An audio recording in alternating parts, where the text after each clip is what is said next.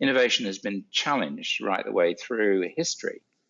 If you think about just flying across the Atlantic, Paul, you would not think twice an hour about jumping on an airplane. But, when my father was flying Lockheed Constellations backwards and forwards across the Atlantic in the early 1950s, airlines of the day, and we're talking Pan Am, BOAC, they were losing one major airline every 6 weeks. Can you imagine today that happening? We just wouldn't fly. Welcome to Innovation Talks. Join us weekly as we discuss with distinguished industry guests how to refine and improve corporate innovation and new product development as businesses aim for long-term success. Hosted by Paul Heller, Sopheon CTO. If you're looking for additional information around new product development or corporate innovation, sign up for Sopheon's newsletter where we share news and industry best practices monthly. The fastest way to do this is to go to Sopheon.com, that's Sopheon.com, and click the sign up and stay informed box. Hello, everybody. Thanks for coming back to join us again. We've got a very wonderful guest today, James Macfarlane. James is actually the CEO and owns a company called Easypress, and we'll talk about that in a minute. But James and I have an interesting history. Back in the early days, before we were called Sopheon, we were called Polydoc, and we merged with a company out of Guilford that was doing some really interesting stuff. The company was called AppliedNet, and they were really, before the internet, they were doing search engines, search indexing. They were doing some stuff that even to this day, you don't see out there in the world. And so James was kind of around to help us get Sopheon started in the earliest of days. And even as we launched into the invention of our current product Accolade, James was there. James, welcome to the show. Thank you, Paul. Great to be here. Lovely to see you. You're looking so much younger than I remember. Good. I'm headed in the right direction. You are as well. James, where are we talking to you from? Where are you located? Actually, because of the pandemic, everybody basically is working from home. But as you know, that with technology is today and everything in the cloud, actually working from home is easier now than it ever has been. So I'm actually speaking to you from my garden room, which is so with a lovely view out over the South Downs in the very south of England. We're just a few miles away from the south coast, about 65, 70 miles from London. That's great. And how's your summer going so far? Well, as of last night, with England getting through to the finals of the Euros, it's brilliant. It's 55 years since we were in the finals for soccer. You call it in America, football we call it over here. It's 55 years since we were in the finals of anything. So the whole nation has stopped working, including everybody that works for me. They're spending all of their time tweeting photographs of pizzas and pasta dishes they're never going to cook again and things like that. So because we've got the Italians on Sunday. If the last game last night against the Danes, which was just brilliant, is only to go by, it's going to be a fun few days. Well, it's going to be a lot of fun to watch. It's two great teams. I'm glad some teams are not in it that are always in it, right? So it's nice to see a different makeup. It's been a fun. We got rid of the Germans a little while ago. Yeah. Anyway, that's to the sorrow of probably a lot of our listeners, but there you go. That's how it goes. James, you've got a great background, a great history with innovation. Can you share some of your innovation things, your history? How'd you get involved in innovation? Well, Paul, it's a very interesting point. You've got to bear in mind, I am a child of the moon landing generation. So I was 13, going on 14, basically, when, NASA sent men to the moon and we sat and watched what was going on. So innovation is really part of that makeup. And if you think about what happened then, 10 years before that, the technology involved in actually not only getting men to the moon, but actually landing them and then getting them safely home had literally had not been invented. So, we come from a generation basically which is where innovation, I think, is in the blood of everyone of my age. Interesting fact, on the day that we sat and watched those grainy pictures, of the boys basically stepping down from the LEM, I was actually watching part of that with my grandparents, and they really couldn't comprehend what it was they were actually looking at. And I remember taking my pretty ancient grandmother, standing her up and walking her outside. And on that morning, we had a full moon basically over the UK. And I pointed to the moon and I said, what you're watching is actually men walking on that. I remember the look on her face. She looked at me as if I'd said a bad word. She could not comprehend how that had gone on, yet she had been watching it. Yet, she was born in 1890, and she told me stories basically of the newspapers reporting the first flight by the Kitty Hawk, Wilbur Wright.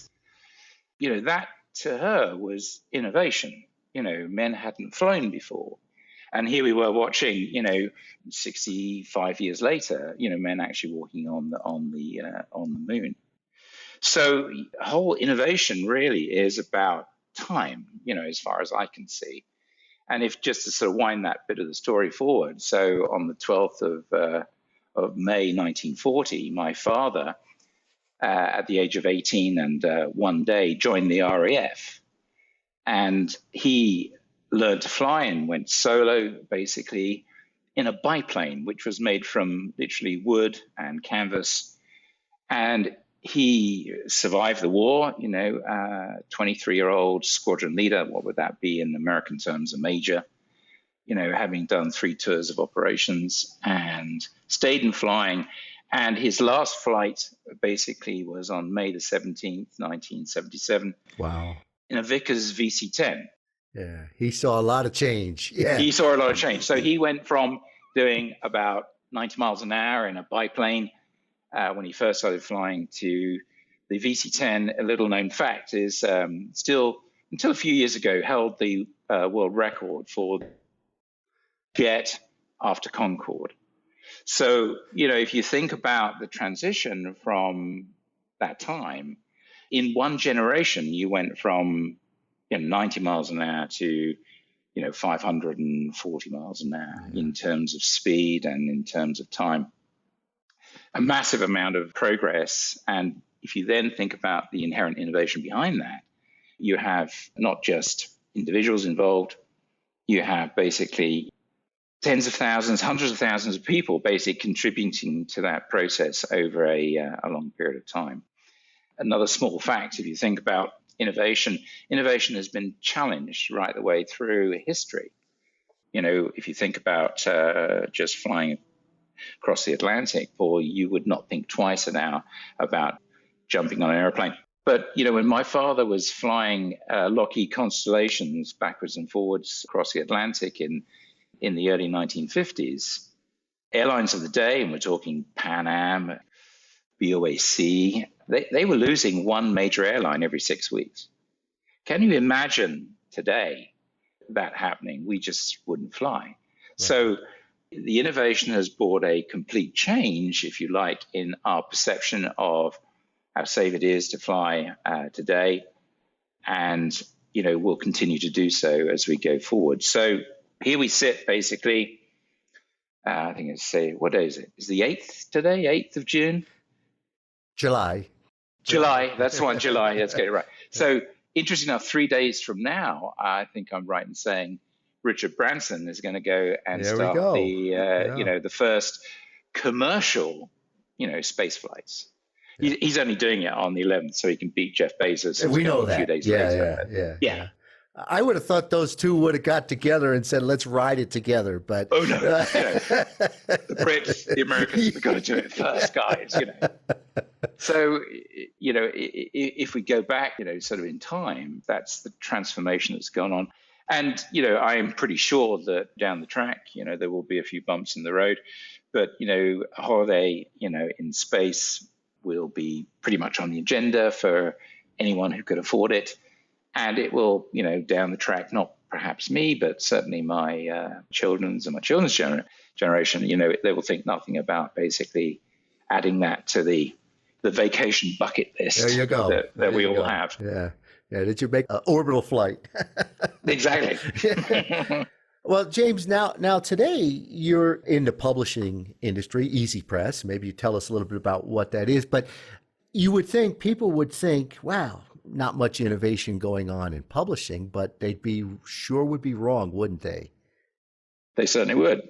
So Easypress basically is a company I bought, funny enough, after leaving Sopheon back in the early noughties. I actually bought it in 2005.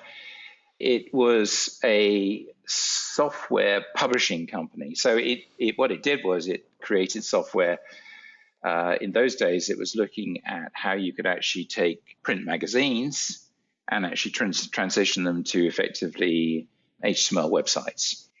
What attracted me to the company and why I bought it was there were some pretty bright people who effectively founded it a few years before. And what they had done is they had created a rules engine for allowing you to be able to map a physical page of a magazine, obviously composited in software. Back in the day, they used to use something called Quark Express, which is still around today, but is no longer the primary software platform. It's Adobe InDesign. And this rules engine basically was smart enough to be able to look at a page and work out on the page what the elements of the page it was looking at. So, if we bring it forward to today and we're looking at books, it will effectively scan the first thing it sees in a book, and it'll find usually a number that's quite large sitting on the front page.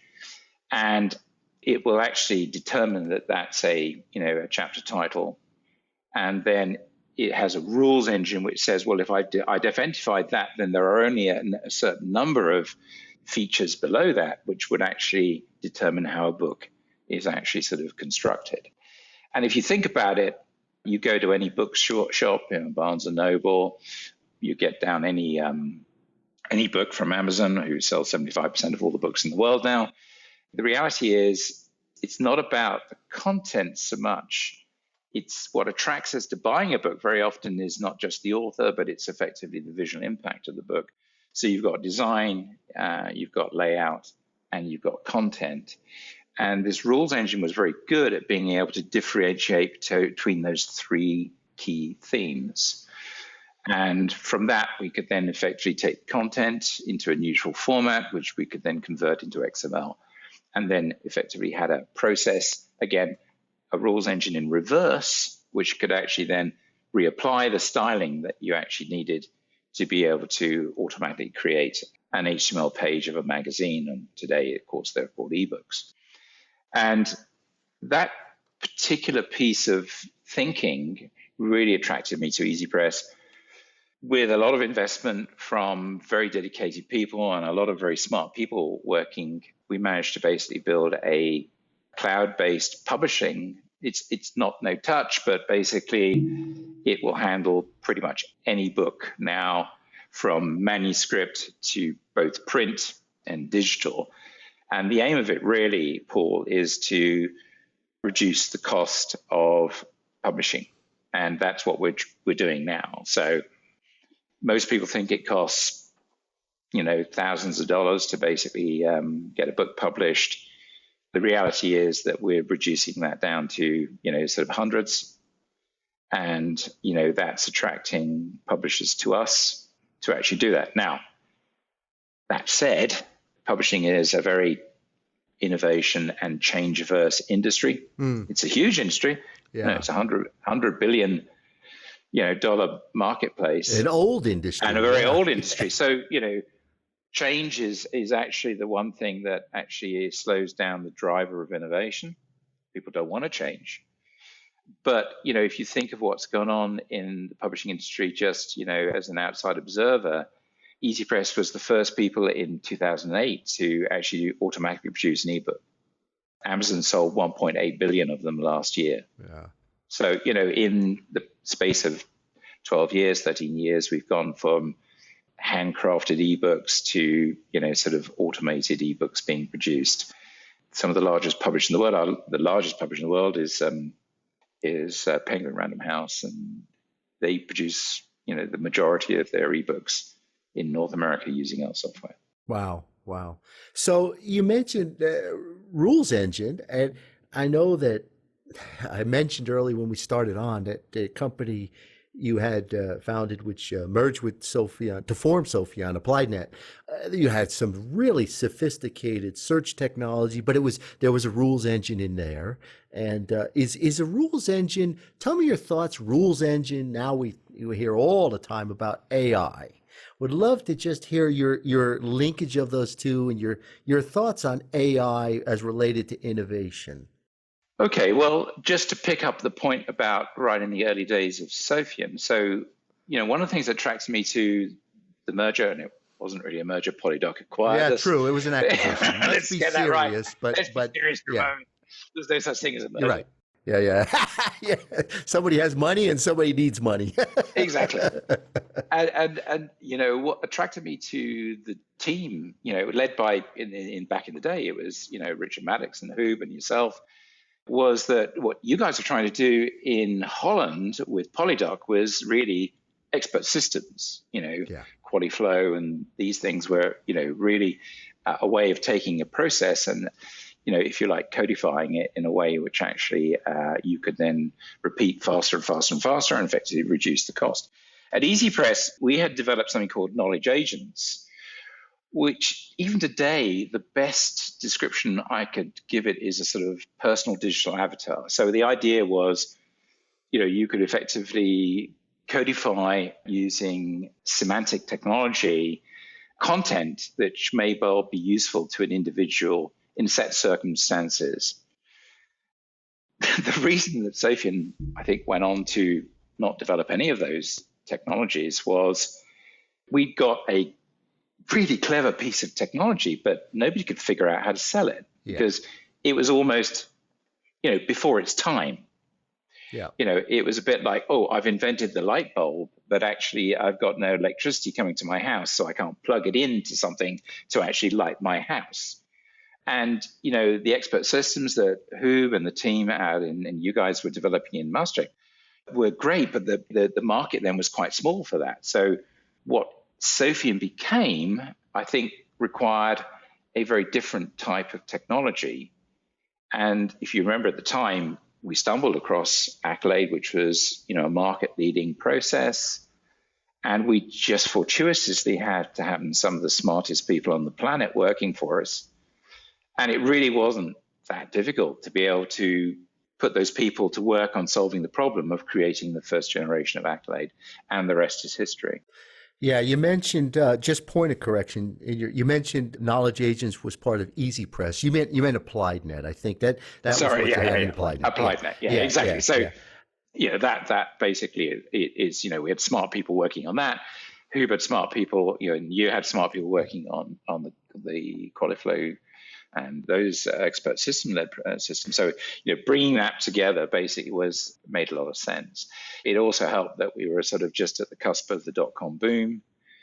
The market traction for a company like Sopheon was well played, at that time. My interest in AI actually comes from a slightly different background. So I originally was going to be a pilot like my dad. Something called the Yom Kippur War came along when I went to flight school and put the price of oil to $200 a barrel in response to the Yom Kippur War. And I got washed out of flight school. So I went to university and did a first degree in aeronautical engineering. And I was a pretty good mathematician, engineering management mathematician rather than pure mathematician.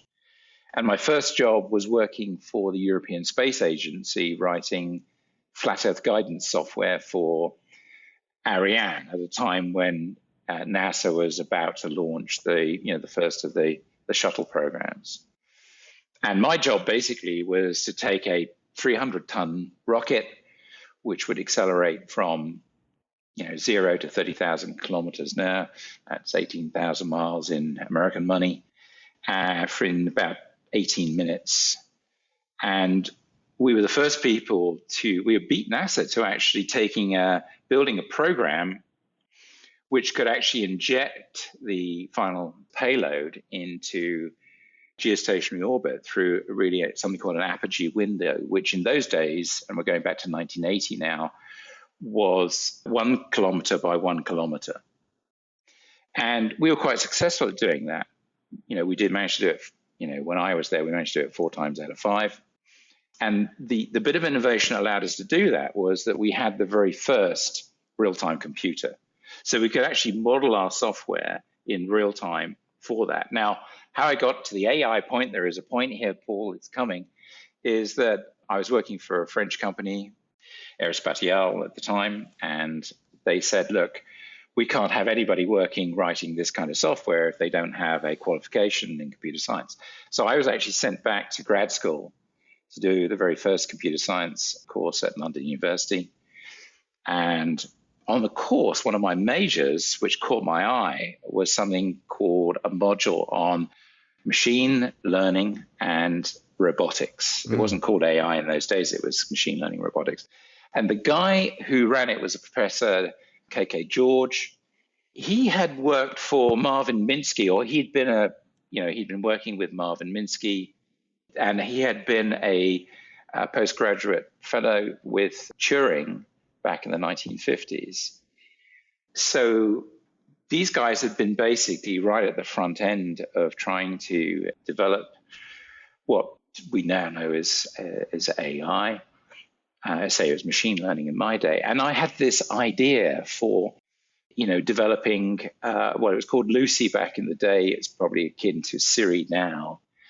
Basically taking, a Lisp compiler, and there was some guys at John McCarthy at MIT that were doing that, and building this, putting this on a machine, and then sort of writing some Lisp software to be able to do Q&A type sort of things. That was the idea. Well, like all good ideas, it hit the sort of, the buffers at the first hurdle. I couldn't get my Lisp compiler to work on a DEC PDP 1144. And so after trying for a month to doing that under my tutor, I gave up and went and did the project on something else and got my master's degree. But that got me really interested in AI, and we kept coming back to it as I went through my time. And when we got to Applied Net, we were very much trying to actually take rules engine to codify basically how content could be streamed to people who were interested in stuff. And Applied Net had done quite a lot of work actually with in those days, the 3-letter services in the UK, looking at very first email traffic around the globe on the World Wide Web. And the Russians very cleverly, I don't know, again, this is probably not common knowledge, but how email traffic very early on in the 1990s was actually routed around the world was by cost. So the communications companies would actually say how much they would charge for moving your email from point A to point B. And you would be routed that way based on cost to actually keep the cost of actually sending an email somewhere. And the Russians very quickly picked up on this. And the cheapest place to route all of your email basically was through Moscow. Actually, through the servers, basically, that back in the day, it was, the wall was coming down, so it was the forerunner of the FPS.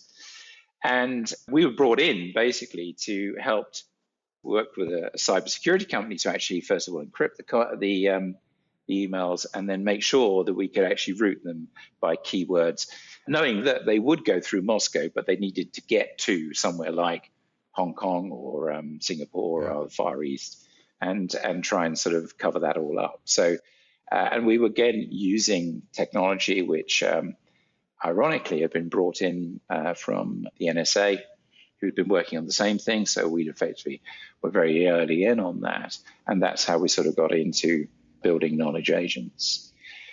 Since those days, I've kept a fairly active interest in AI. And what I've been interested in is effectively its history. Because if you think of Alan Turing back in 1953, I think it was, he defined, one of the first laws of, what constituted an artificial intelligence. What it said was, broadly speaking, if a computer could fool a human into thinking it was another human for more than 50% of the time.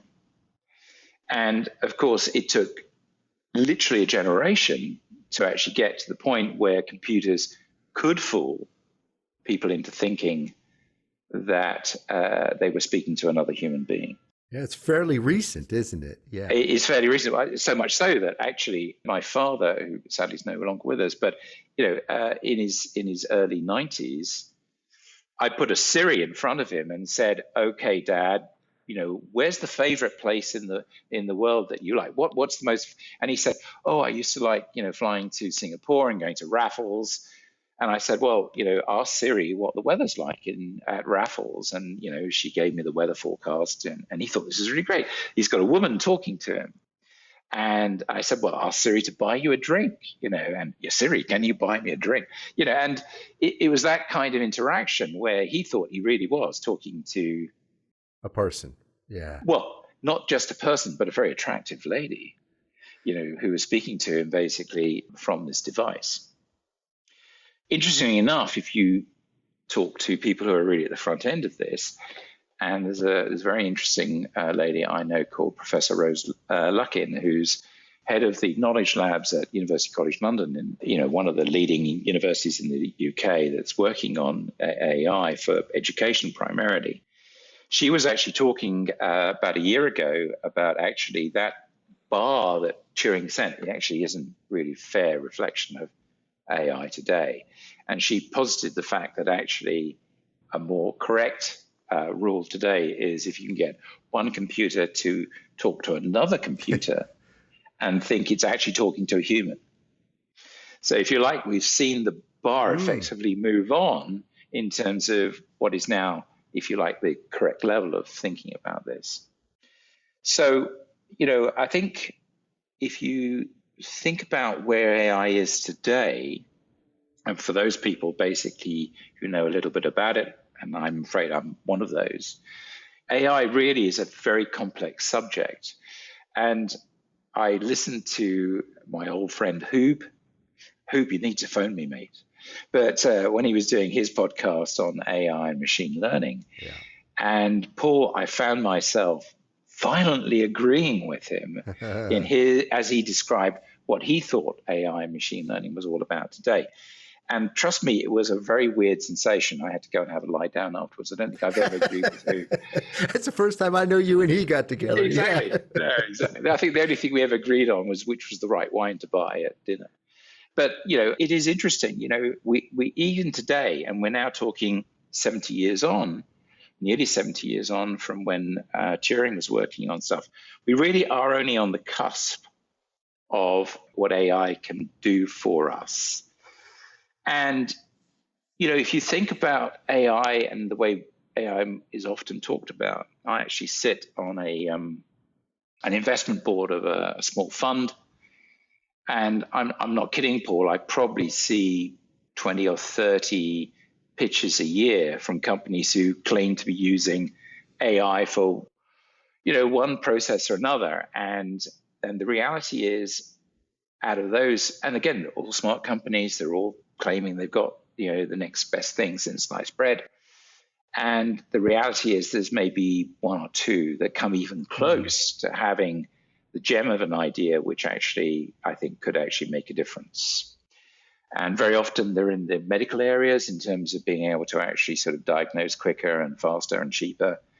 And, those are the things that basically I think where we've got to. So where AI at the moment is really, it's dealing with the cognitive side of knowledge, how we actually effectively can codify and make things simpler and quicker and cheaper for us. The sort of full AI, the full, if you go and talk to the Rose Luckins of this world, it's about looking at emotional AI. It's how you think, how I can perceive who you are, what you do.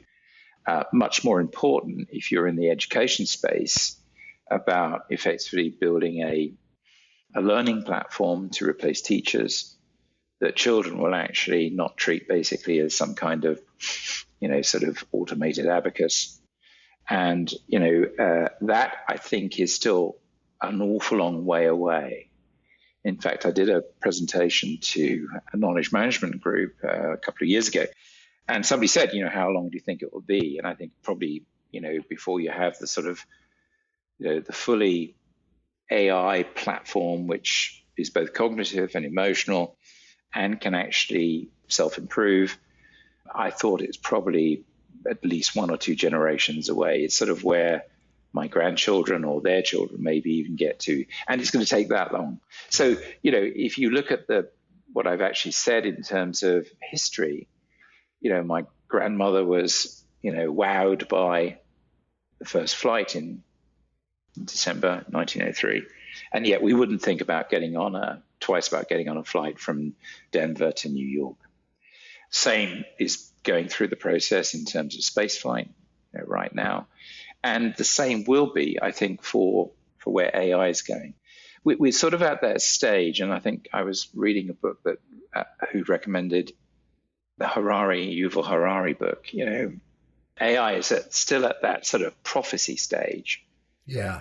And we've yet to move from prophecy to practice and then to fact.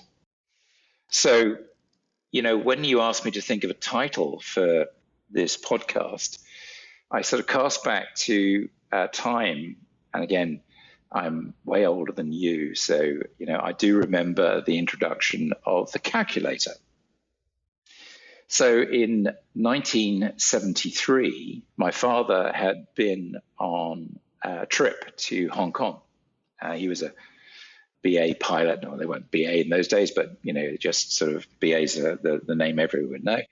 And he was downtown in Hong Kong, and he happened to be looking at a sort of early electronics shop, and he spotted this calculator, a 5-function calculator, and he played around with it. He thought this is really quite smart, and he thought this is really good. And then he thought of me, and he thought of me sitting my exams.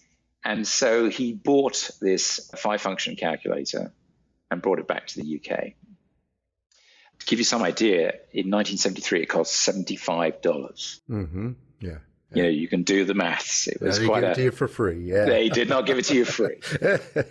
And, it had a small, LED display. I think it was 10 digits or something like that. He brought it back. And it didn't take me very long to figure out that, I could use this, in my everyday college work. At the time I was doing some of my aeronautics exams, and back in the day, and for older members, when we did an exam, you were in an engineering exam, you had 2 things to help you. You had a logroom book, and you had a slide rule. And all the examination questions basically were set with this. And it was a 3-hour exam. You had to answer usually 4 or 5 questions from 8 questions in that time. And I used a logbook and my calculator.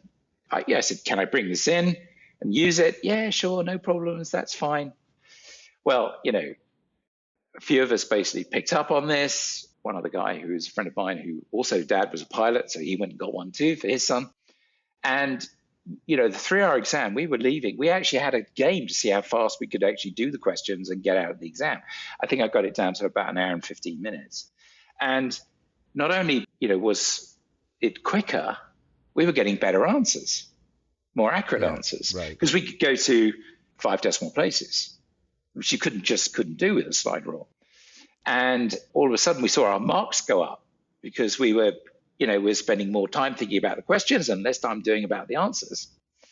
And, we got to the end of that academic year, and I remember the college then banned all calculators. Yeah. And we just said, what?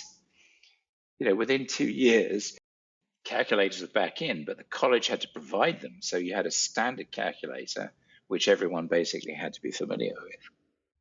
So why is that example my point? If we come up to where AI is today, we're just at that point where People who don't really know think of it as essentially magic and prophecy. Those that do know think of, well, it's transitioning basically to helping the heavy lifting that's going on in terms of computational improvements.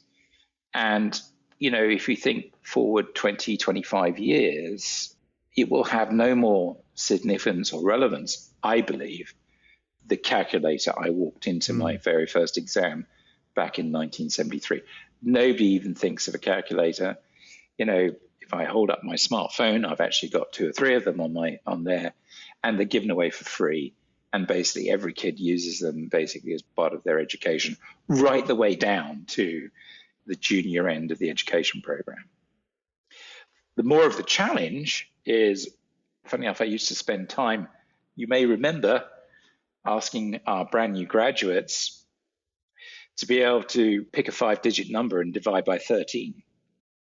And it was quite remarkable, the number of brand new graduates that couldn't divide, long division in their head, without getting a bit of paper out or whipping out their calculator. So, but that's a story, I think, for another time. Yeah. So I think the generational scale you're talking about, and I think of how hyped AI is right now, right? Everybody's talking about it.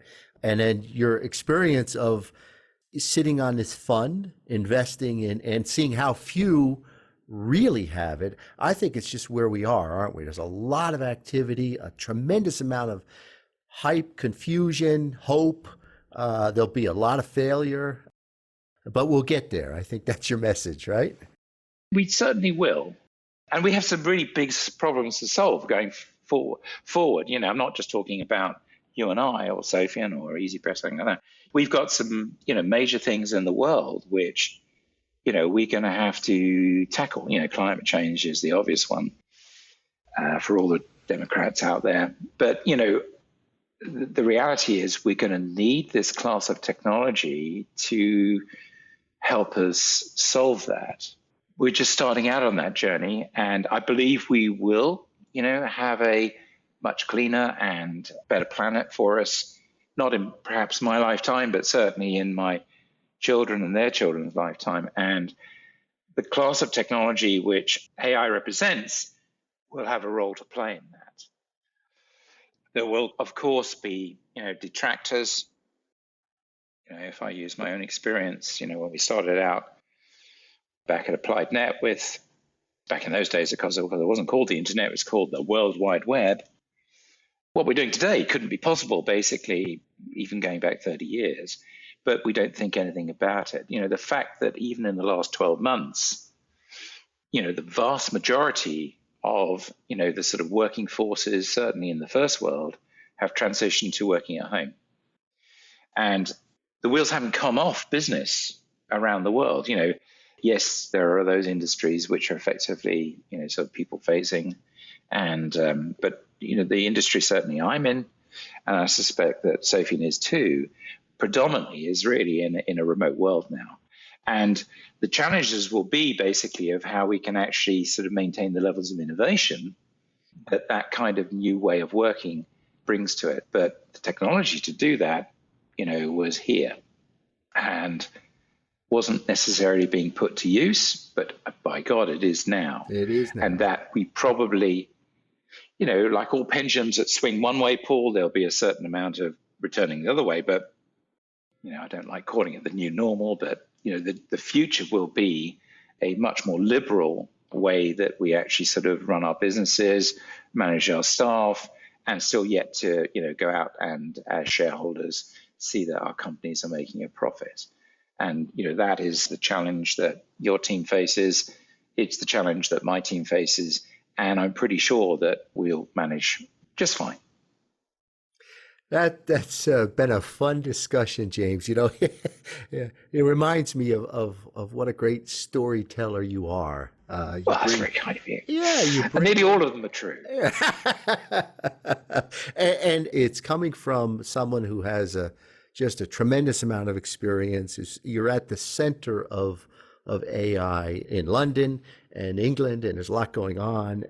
I really want to thank you, James, for sharing perspective, experience. It's going to be fun to watch the coming years, as you said, when it gets from where it is now to this miracle to it's just the free calculator that we use every day. It'll be fun to watch. So really appreciate you joining us. Well, Paul, it's been an absolute pleasure. I'm looking forward to someone actually coming up with a great widget that can actually take you and I back to when we were 25 again with what we know now.